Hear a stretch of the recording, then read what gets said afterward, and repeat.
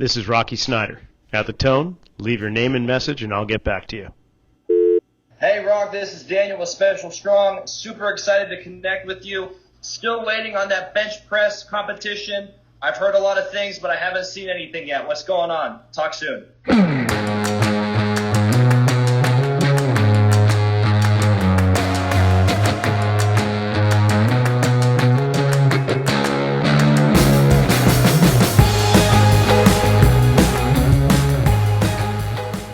In today's episode, we're going to be discussing training those with special needs. All right, I'm Rocky Snyder. Welcome to the RockFit Files. In this episode, this is actually quite dear to my heart, and I'm going to introduce you to a real-life hero. And he's been a hero of mine for several months now, because for so long I have been watching these posts that he places in LinkedIn. And for me, fortunately, we've been connected through LinkedIn, but yet have never really spoken or even uttered typed words over the internet or anything. I've just been watching him kind of living vicariously through his training world. And his training world is special, and I mean that in every sense of the word. He has devoted his pursuit in fitness, strength, and conditioning to special populations, to people that have mental challenges as well as physical, people that are working through living with multiple sclerosis or Parkinson's or autism or Down syndrome or every spectrum therein and outside of it. So without further ado, I'm going to introduce Daniel Stein with Special Strong. Daniel, thanks for being with me today. Yeah, thank you so much for the opportunity. I really appreciate those words, and it's humbling to hear you referring to me as your hero. I look at my clients, and in many ways, I see them as a hero to me, just because of the inspiration that they are. I couldn't agree more. I mean, we, in our facility here in Santa Cruz, we do have individuals that have these types of challenges in life, and yet they're still pursuing moving their body, getting stronger, improving their lives. So we've had one individual that comes to mind, this young man who went to a local high school here with Down syndrome and did not want to be pigeonholed or go to a specific school, but wanted to be mainstreamed into the public school system. And at first he was met with some bullying and adversity, but he rose above that. And what he did is he created a fundraising event so those that were less fortunate could make it to the winter formal and their prom, whether junior or senior prom. And he raised enough money to allow those that were less fortunate to have gowns and tuxedos and limousines.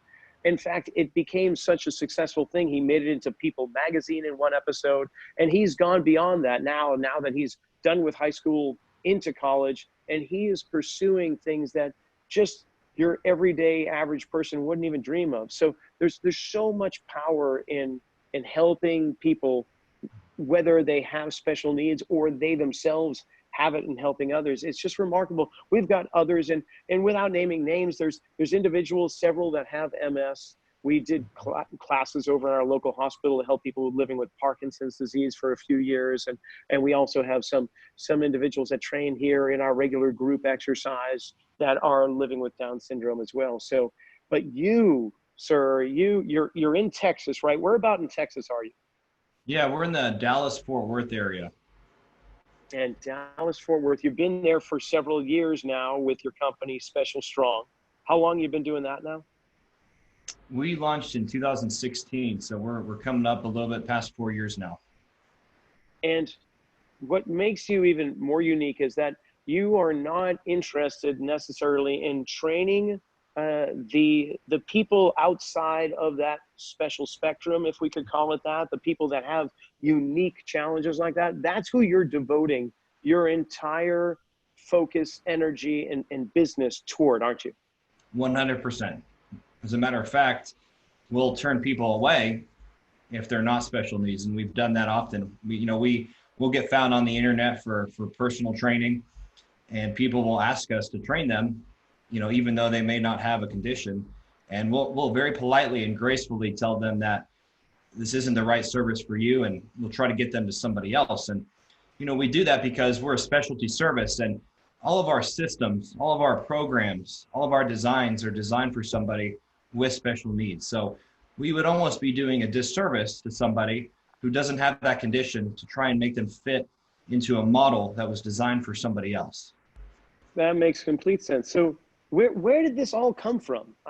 Obviously there must be some kind of background story here, some history that, yeah, maybe there was one moment in your life that you realized this is your calling, so to speak. What happened? Yeah, I'll give you a quick backstory just with my own struggles with, labels and special needs. So when I was 4, I was diagnosed with a learning disability called ADHD. And so I was immediately medicated. I started seeing counselors, therapists at a very early age. And one of the things that my parents tried that worked really well was they got me involved in sports. And so what they found was when I played sports, my behavior got better, my focus got better. And so we all quickly together as a family, we realized that there was something to this physical outlet. And so fast forward a few years, as I continued playing sports, they decided to get me a gym membership to the YMCA. And I'll never forget that because that was a huge turning point for me. I got to make my own choices about working out, and I learned that I loved it. And I wasn't doing it now for sports or for my parents. I was doing it for myself. And at this point, I'm in middle school. I'm riding my bike from my house several miles to the YMCA almost every day, back and forth. I had no idea what I was doing in the gym, but I know I liked the way I felt. And so naturally that passion evolved. As I learned that I love fitness and I love the way that I felt, I started reading more about it as I got older. So in high school, I really started to dive into the fitness world. And eventually I became a certified personal trainer in 2011. And really the part where I decided to start working with special needs, I really can't take credit for the idea myself. It was my mentor, Rob. And so Rob knew me very well. He knew that I struggled with my learning disability when I was younger.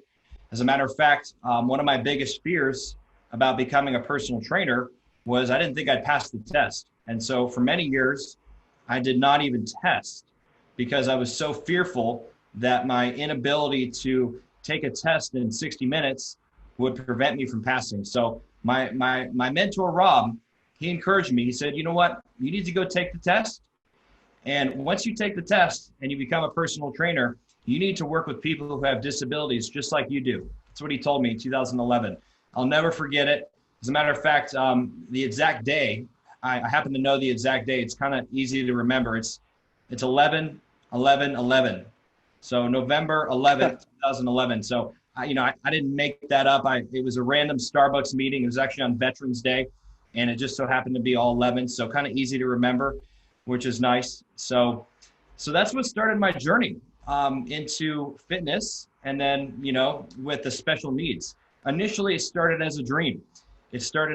Somebody else casted vision for me, but it wasn't until later when I actually bought into that vision myself. Wow, that's great. Yeah, I'm sure I'm a bit older than you because I also later in my years was diagnosed with that attention deficit disorder, or I prefer like attention variant disorder, because I can be hyper focused on a task and do not want to pull away from it.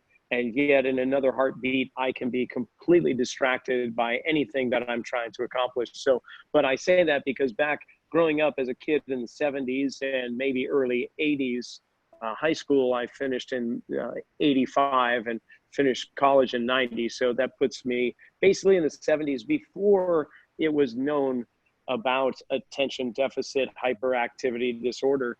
It was more like, oh, if he could just apply himself more, he's a daydreamer. He doesn't seem to just stay focused. But I found, just like yourself, that movement and exercise was what allowed me to settle down.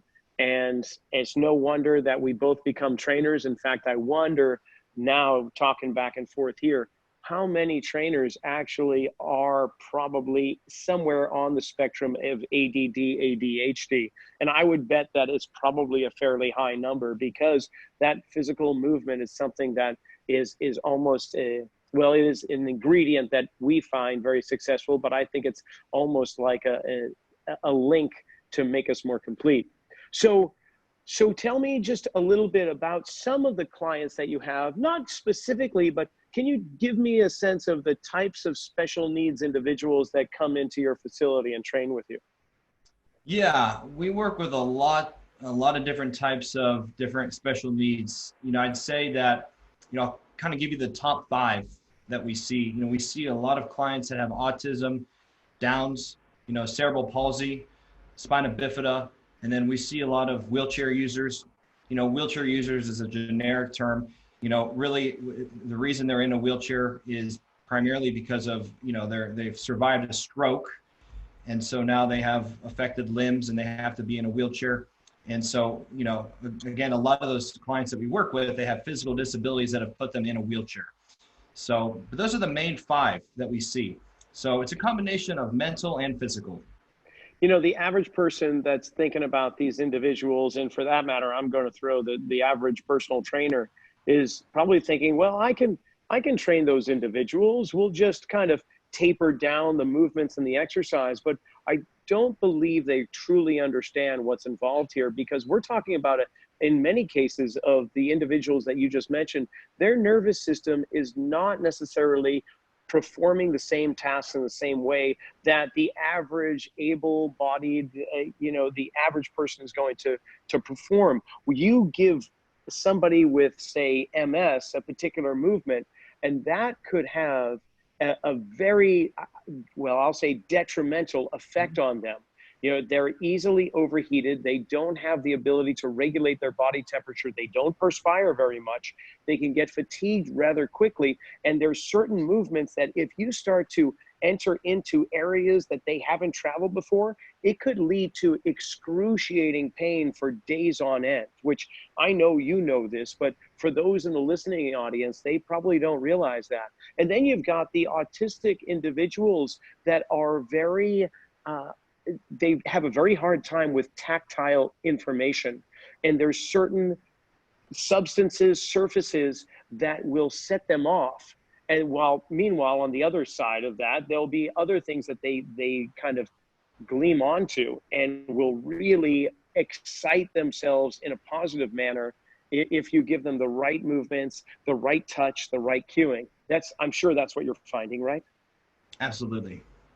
So how did you learn this? Because I got to be honest, as nice as the fitness industry is at trying to certify individuals to prepare them to work with clients, I believe that any of the certifications for the quote unquote special populations falls drastically short of the mark.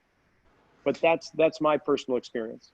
Yeah, and you're 100% right. And later I'll get into why we decided to create our own certification, because you're right, special populations is really not something that you wouldn't classify someone who has autism or Downs as special population. So if you did an internet search on Google for special population certification, if you go read the description for each company and each course description, you're not going to see anything about that. You're going to see mostly things about seniors.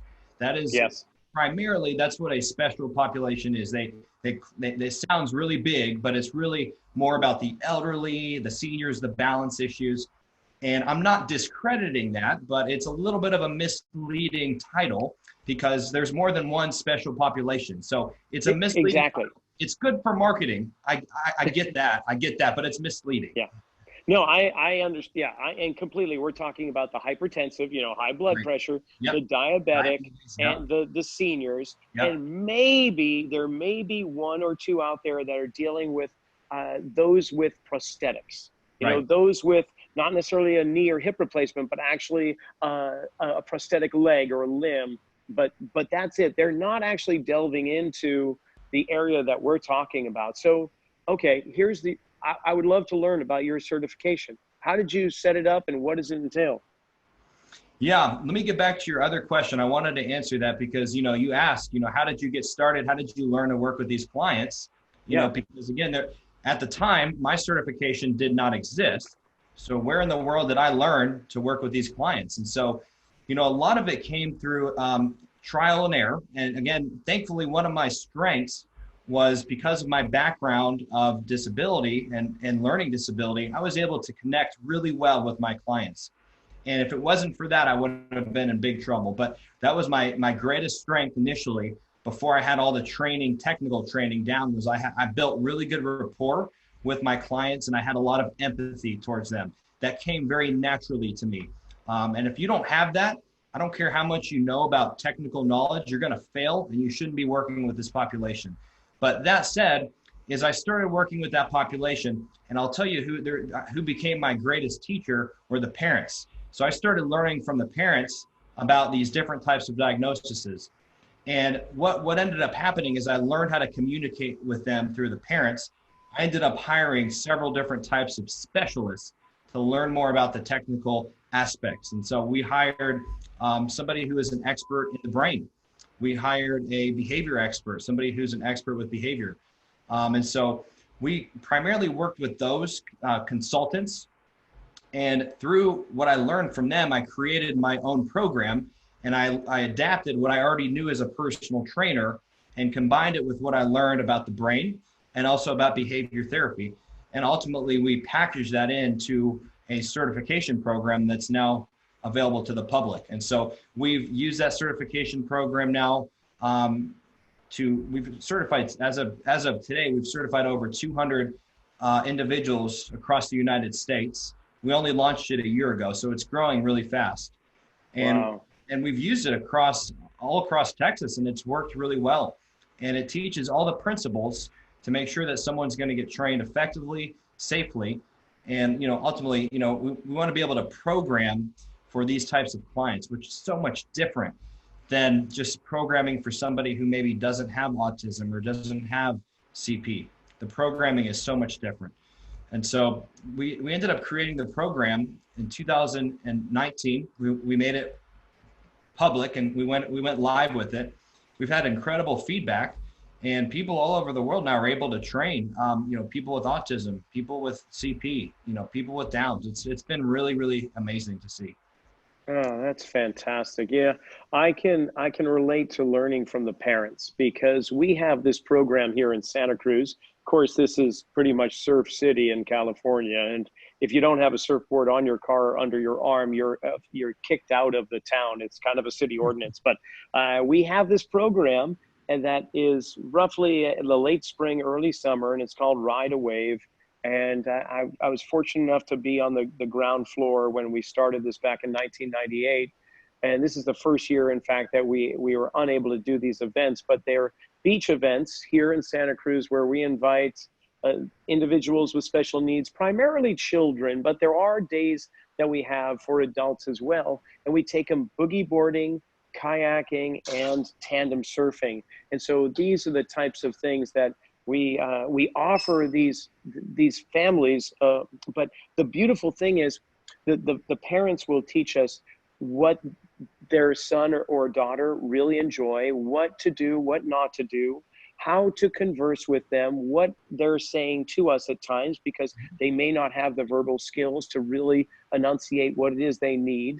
But the other thing is that the parents, you can see as we're working with their son and daughter or their sibling, as we take them to one venue and the other, the ease and the joy and the stress, you can just see the change in the family as they take kind of like a little break from their caregiver position, and they're able to relax and watch them just be another person enjoying the beach and all the activities. And I gotta say that I don't know how your rib cage doesn't ache every day, because your heart must be so huge that it's just busting out like the Grinch at the end of the movie there. Because after one day on the beach with a group of individuals, whether it's from a Down syndrome group or it's we have a group called Jacob's Heart, children who are battling cancer. We've got School for the Blind, as well as burn victims. But then we have cerebral palsy, MS, and all the others that we've mentioned so far. You just work with these people and you see the change even for one day. And it lasts for so long here that we just keep coming back. It's 100% volunteer organization. And it's been around for now over 20 years. And now the kids that were the young ones volunteering early are now the adults taking over our spot. So I know that's going to happen in your organization somewhere down the road, is that you're going to be one of the old guys looking at the young trainers coming in, and you can kind of sit back and enjoy what it is you're creating there. So some of these videos you have on LinkedIn, and you're posting these, and one yesterday was awesome, where you called it the wheelchair roller coaster. And you had this one individual who had a water bottle out in the middle of the room in the gym floor, and you tethered them back on a resistance band with the back of the chair, and they had to drive with both arms against the wheels to get out there and touch the water bottle. And I know it was thrilling and probably a little scary for the participant at first, but man, the accomplishment that your client did, I mean, that's just one example. Give me some other ideas of what it is. And remembering we're on a podcast too, so if you could verbally describe it, that's even better. But what are some of the things you do with your clients? Yeah, I mean, every client is so unique and so different.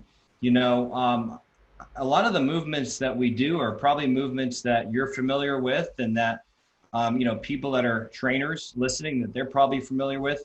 Now, things like the wheelchair, where I had the resistance band pulled up, that's a very unique movement. And there are several movements that are considered very unique, things that you probably wouldn't normally see in the regular world. And as a matter of fact, our certification program, we actually have a database of several hundred videos, so somebody can learn some of those movements. But again, in our case, the key really with any movement as a trainer, if you're going to be working with someone that has any condition, whether it be autism or CP or a wheelchair user, is the number one key is you have to know how to properly regress and progress a movement. And so we as a trainer, and you know, you as a trainer and people listening, we already know how to do that for the general population. But how do you do that to somebody who doesn't even verbally communicate with words? How do you do that? Or how do you do that with somebody that lacks basic motor skills? Because you and I have normal motor skills. We can put on a jacket and we can zip it up. But the clients that we work with, they may not be able to tie their shoe. They may not even be able to zip up their own zipper on their jacket. They don't have those motor skills. So how in the world do you get them to do just something simple, like let's just say a dumbbell bicep curl? How do you get them to do that if they can't even use a zipper and pull that up?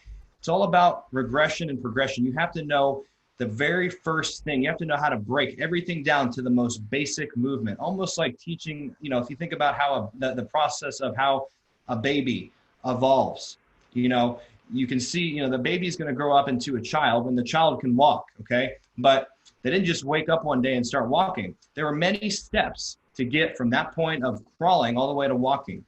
And as a trainer, you have to know what those steps are. For the clients that have special needs, you have to know how to get them from all the way from point A to point Z.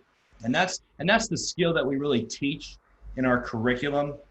We really go over some incredible principles that allow someone like a trainer, maybe they don't know how to regress or progress for someone who has autism. So we teach them how to effectively do that. Yeah, fantastic. And so we do have our ways in which we can understand for the average person. The easiest, most basic way I describe it is you're going to have assisted movement as your base, and then there's going to be unassisted, and then there's going to be resisted. And so you can have many elements in those three categories, but at least you have this direction. However, that's not necessarily what we're talking about here either, because, well, it's a completely different story. We're not looking for necessarily the average goals that you might see somebody else trying to achieve, such as strength gains, weight loss, athletic increased performance. We're actually not necessarily speaking of that, because sometimes that is not really what they're hoping for. Do you know what I mean? I do, 100%. Yeah. And I think the weight loss and the strength and conditioning and the athleticism, those are certainly achievable goals. However, when it comes to special needs, it could take them a year to get them to the point where they can even consider athleticism. As an example, I have a client now, I've been working with him for 2 years. And for the first 6 months of our training program, he cried with tears every single workout. And people in the gym were watching and they would look at me like, what in the world are you doing to your client to make him cry? And, I just shrugged it off. They don't understand, and that's fine. Yeah. But, I was just worked out with him last week, and he's now running independently on a treadmill. But going back, he was crying that first 6 months. He wouldn't even get on the treadmill. And when we finally did get him on the treadmill and we started the belt, he'd jump off right away. And there was nothing you could do to get him to stay on the treadmill, nothing. And so, we take things like that for granted. We go into the gym, we press the power button, we run, okay? Someone with autism, in this case with his name actually is also Daniel, it took him about 1.5 years to be able to do that. I have another client that I'm thinking of now that I used to work with, where just to bend his knees to perform a squat took over a full year to get to that point. So if you can't work out if you can't work out the largest muscles in your body, how are you going to help somebody lose weight? You're not going to help them lose weight doing pec flies and bicep curls all day. They may be able to do that, but that's not going to help them functionally. So that's the real key, is getting them to that point. And that's very challenging. You have to really know how to program for someone who has special needs to do that. And that was, I was kind of alluding to, is that weight loss and strength gain and athletic performance, those in this consideration could be miles and miles down the road. And the biggest goal for today, or maybe weeks or months ahead, is to simply be able to get up out of your chair and stand and be able to withstand gravity in a standing position. And then from there, we might actually start thinking about lifting one leg off the ground.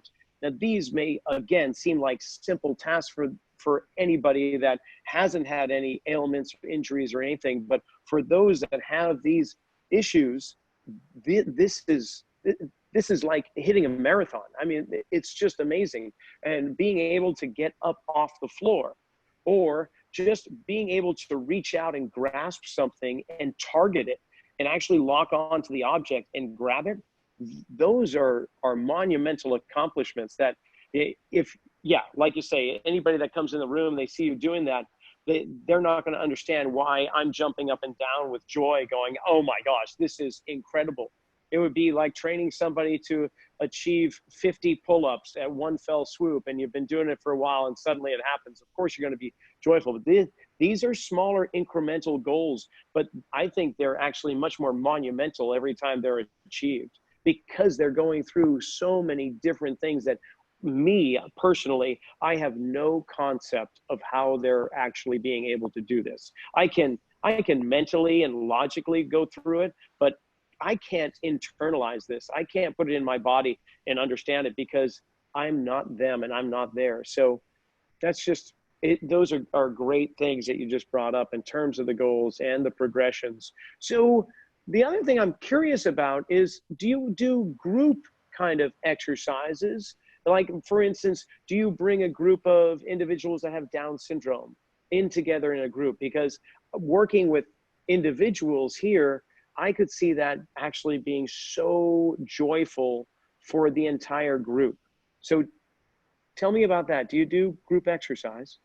Yeah, absolutely. We do a lot of group classes, and typically, we like to combine them into about 10 people, maybe sometimes 15.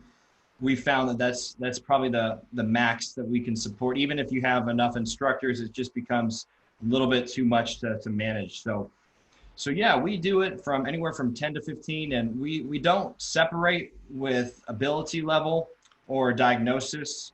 it's very much an inclusive group class. So we may have somebody with Downs in there, and we may have someone with autism in there. And although their goals may be different and the way that we do things may be different, the model that we've designed is really designed to be inclusive. So it's going to work for, we have a model that's going to help Jimmy with Downs over here, and then it's going to help John over here with autism. And it's going to keep in mind that, Jimmy over here has Downs and he's hyper flexible. So obviously we can't be doing some things with him, maybe that we would with John. So again, it's a universal program that allows both to combine. And then let's say we've got that gentleman with autism. Now we can separate that into high functioning, low functioning, middle functioning. So now there's a whole different bunch of categories just there. And again, what we found in many cases is it works out really well when you have different levels of functioning in the same class, because what we've seen is the higher functioning will start helping the lower functioning, and the lower functioning feel inspired, not intimidated, not challenged, they don't get depressed because they see someone else doing something maybe that they can't. It really inspires them.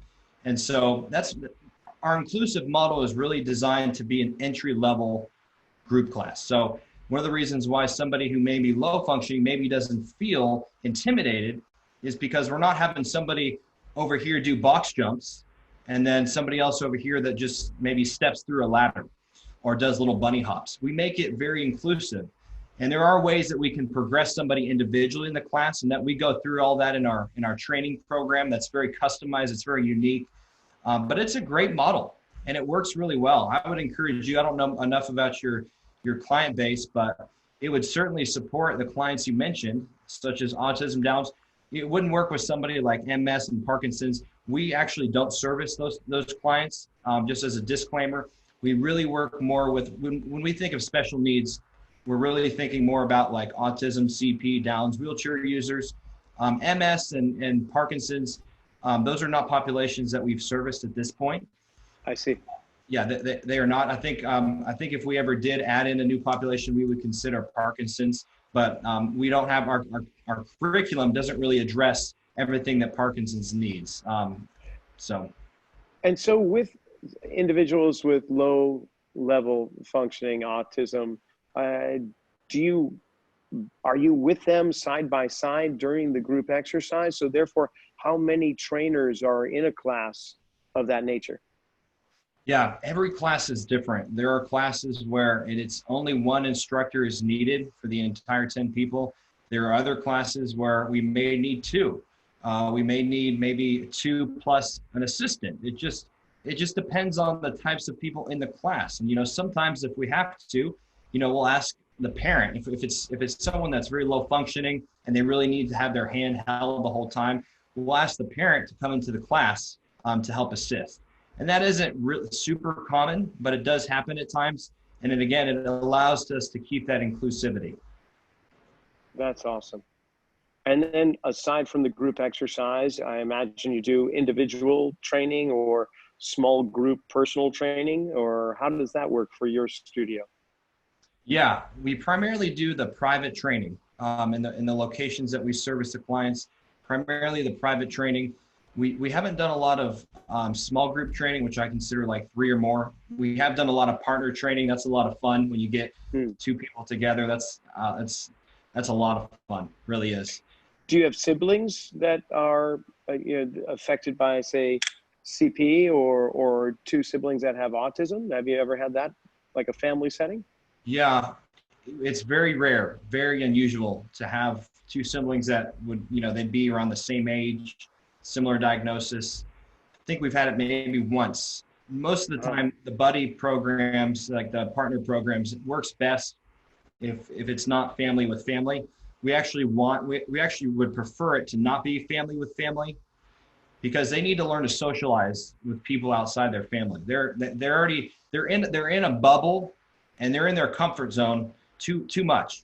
So they need to get out of their comfort zone sometimes, and they need to get paired up with somebody who they don't know and they don't know how to communicate with, and they're going to learn how. And that's ultimately all that leads towards our mission of independence. And our clients will never be independent if they always stay, in a comfort zone and in a bubble. In other words, if we just pair them up, if we paired them all up with their brother or sister with or without special needs, we would be doing them a disservice. That's the way that we see it, in our opinion. If you're just tuning in to the RockFit Files here, my guest is Daniel Stein with Special Strong out of the Dallas-Fort Worth, Texas area. And he has a studio, and as a personal trainer, he caters specifically to special needs individuals. And so, Daniel, you just mentioned something that I hadn't really considered, but independence, and that's one of the goals in the program design, is creating a higher level of independence. Do you have any people that you've trained who have gotten to a degree of independence where they are now living independently away from their family, or are we not necessarily at that level? Yeah, we have had people do that where they've gotten to a point where they're living independently normally it's with other people. Now, I'm not going to take credit for that. I'm not going to say that our program was the reason they became independent. Now, here's what I will say. Let me give you some more practical examples of how our program has helped someone independent that I can take credit for. So one example is we've had many clients who've never been able to get a job in their life. They become employed. And a lot of that has to do with the confidence that they gain in the program, which again, that's a part of our mission, confidence and strength. And then ultimately that allows them to be independent. And so they get jobs.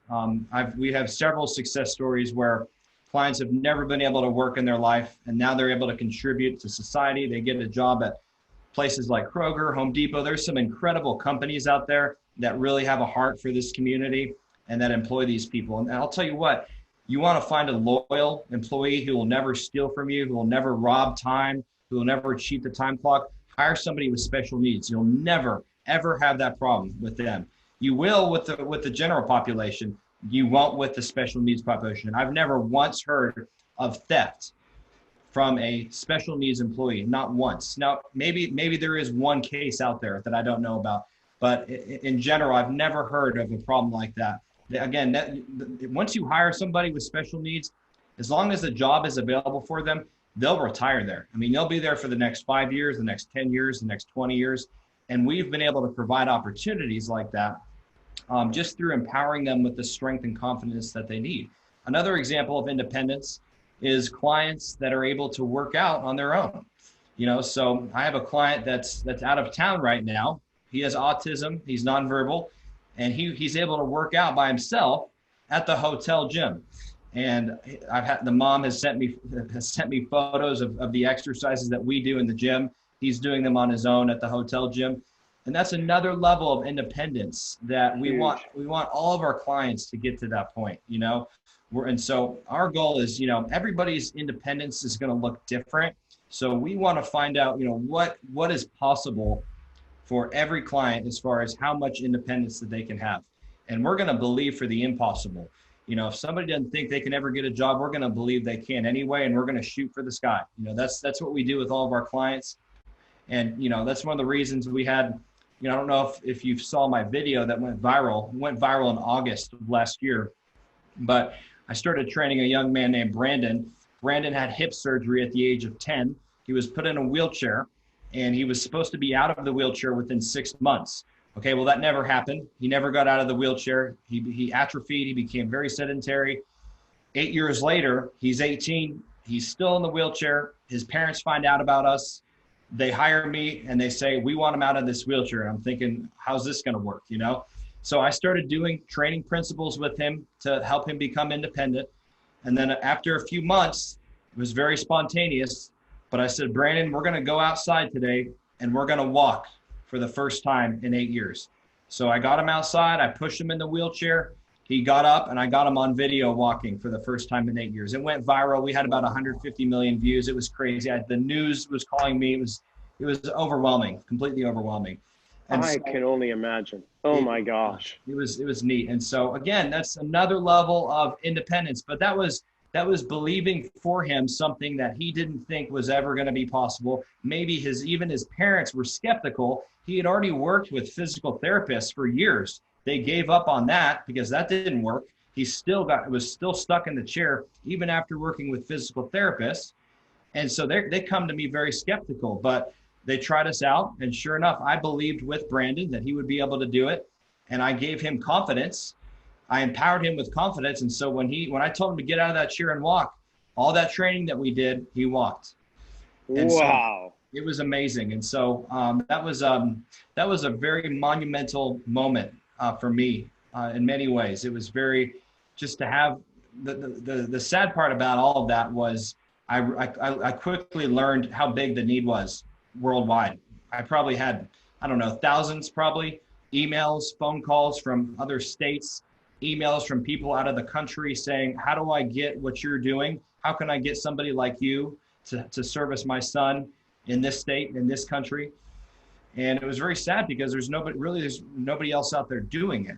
And so that's actually why we decided to franchise. When we can get into that later, but that's something that we decided to do as a company is we've become a franchise, a very affordable franchise. So now all those people in those other states that nobody's helping, well, now we can invest in a franchisee who can start their own concept in other states, and they can service all these clients that nobody's doing anything for.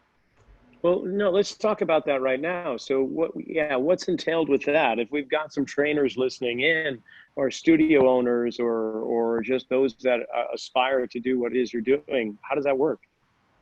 Yeah, so we have two concepts. And so we have an entry-level concept, and the entry-level concept, the way that works is the trainer is going to rent out space at an existing studio. So you take like your fitness center.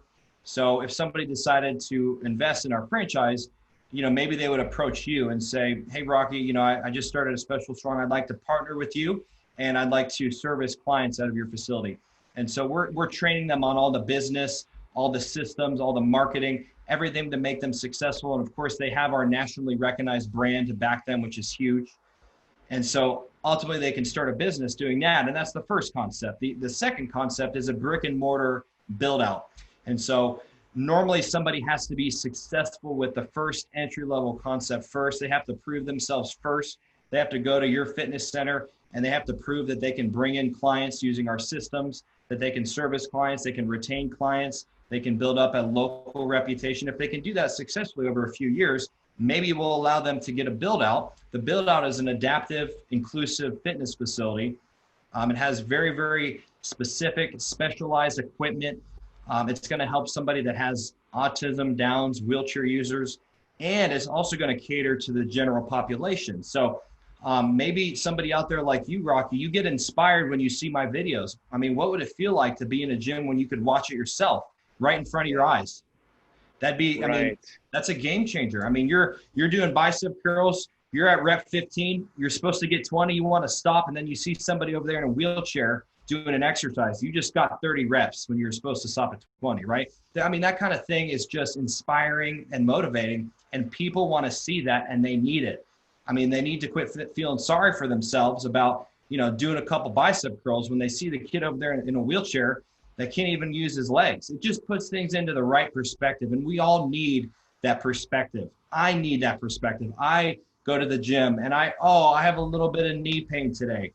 You know what? My client Luke doesn't even have any feelings in his legs, And so it really we need that perspective every day, because it's so easy to compare ourselves to other people and the celebrities and the influencers, but we have it really good, and we need reminders of that.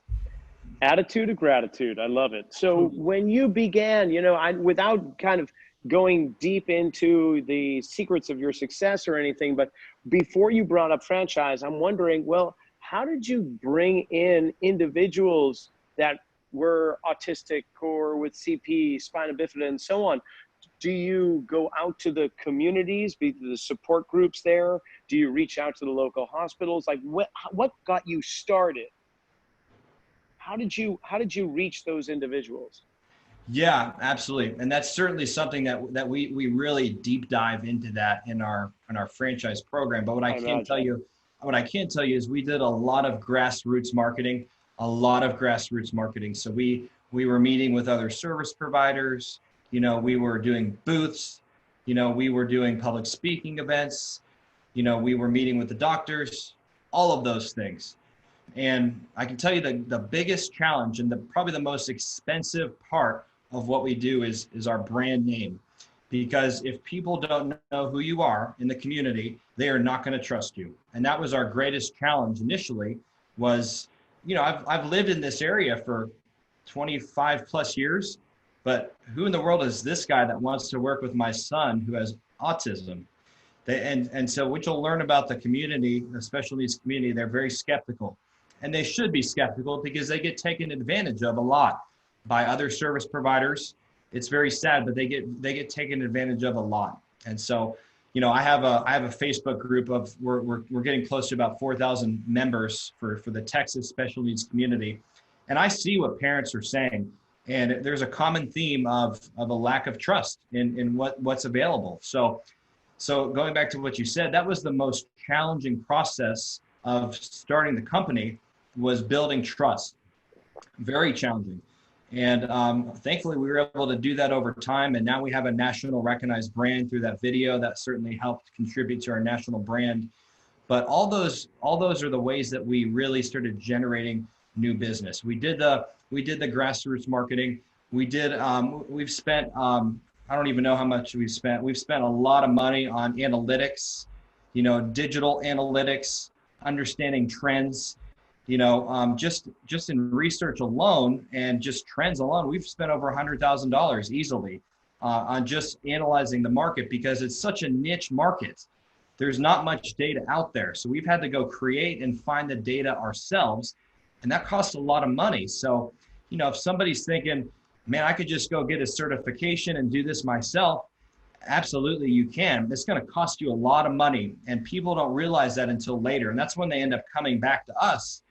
And they say, you know what, tell me about your franchise program, because why should I go try and reinvent the wheel for something that you've already done? You've created this affordable model. Why wouldn't I want to do that? And that's what people eventually get to that. They eventually come to that conclusion.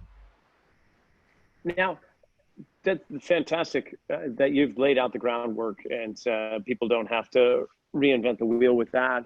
I'm thinking I am getting regular emails from the organizers of the Special Olympics, and I imagine that you probably do the same because you've probably had some clients that have competed in the events. But I'm wondering, do you have a connection with the Special Olympics organization itself? And if so, what's that all about? Yeah, we're not big enough yet as a brand to have a relationship with the Special Olympics. I mean, I don't know how many states they're in, but they're everywhere. And so if we had a relationship with them, it wouldn't really help them much because we're only in one state right now. So that is something that we will pursue as we grow and expand. What I can tell you is that we do have relationships with some of the city or delegations within the city for Special Olympics. So as an example, there's a city called Allen, McKinney. These all have their own little teams for Special Olympics. We do things with them at a local level, but we're not ready for quite a national partnership with them because again, we wouldn't be able to do much to help them as far as in-person training. And we could do corporate training for the entire organization, but again, right now our focus is really expanding our franchise and really expanding outside of Texas. So that's our main focus right now. Well, it's a beautiful dream and one that I'm sure is going to come true. I mean, look at what you've done already with this and the relatively short time that you've been offering these programs and the success that you've had has been fantastic. What's the most challenging thing that you find, whether it's working with your clients or just in general, taking this elephant and putting it on your back and starting to try and walk it down the road? What are the things that you're running up against? Yeah, there's a lot of challenges. One of the biggest challenges is, we're creating a space in the industry that doesn't exist. That comes with a lot of challenges. And so I can't just go look at a competitor and see what they're doing and try and make it better. I'm literally creating a new space in the concept, a new space in an area that doesn't exist, So that's one challenge. And one of the challenges with that is when it comes to, trying to generate new leads, generating new clients to service, you know, we're a concept that people don't think about. People don't think about personal trainers for special needs. So we're not on somebody's mind. Whereas if you're trying to lose weight, you know, sure, you're going to think about a personal trainer or a nutritionist. But if you have a son with autism, you're not going to think about a personal trainer for special needs yet. When we become what I believe, when we become big all over the United States, maybe we will then be a solution that somebody actually thinks about. You know, you can look at the fitness industry, okay? Nobody was thinking about, even, let's just talk about the times we're in now. You know, you can take the last 3 months, people were not thinking about virtual training as a solution like they are today. Today, everybody's looking to virtual training. Now, you can back up 5-10 years, nobody was doing virtual training. I don't even think software like Zoom existed at that point. You know, FaceTime, those types of things. I mean, I don't know when they started, but you look about 10 years ago, we didn't do that kind of stuff. And it wasn't a concept that existed, but look how, you know, now everybody uses it, right? And so now it's very worldwide, you know, used and recognized as a solution to communicate with people. And so we hope to do the same thing, but because we aren't that solution yet, it's very challenging to get our idea in somebody's head through ads, through all the different methods. That can be very challenging. I hear you. So if there are individuals, trainers, studio owners, club owners, and so on that want to get more information about your program, Special Strong, where do they go? Who do they talk to? How does it work? Yeah, the best way to do is just visit we have a vanity website, which is just kind of a snapshot of everything that we do. And that website is unlockstrong.com. And so if you go to unlockstrong.com, you know, you're going to learn about the certification program. You're going to learn about the franchise program. And then if you want to learn more about Special Strong and the services we provide here locally, you'll be able to do that as well, just all from that one website.